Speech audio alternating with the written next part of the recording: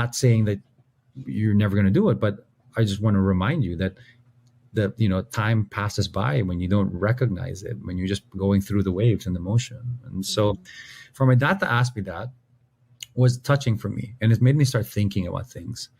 And my father and I, since pandemic, have really had no hold barred conversations where we didn't know what could happen in the pandemic, and they were stuck in the Philippines for 18 months, and I wouldn't have seen them, and we never know what could have happened.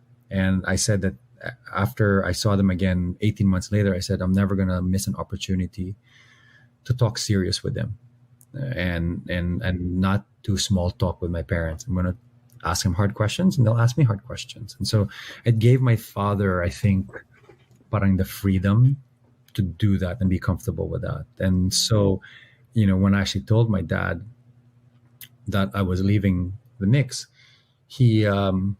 I thought he would react and be like, "Oh, how will you get money? My pera ka ba ba?" No, my dad was actually like, "Oh, that's good. So you can actually spend more than just 10 days when you go to the Philippines, and better chances of meeting a nice Filipina girl." Reiterated again, mind you.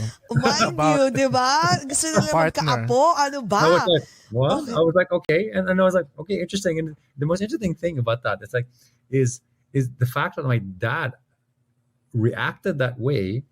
And he had a phrase that I think I'll never forget. And I tell people now about this all the time. It's like, that's good. Then we can reintroduce you to society. Sabi ko, parang college graduate na 18th debutant.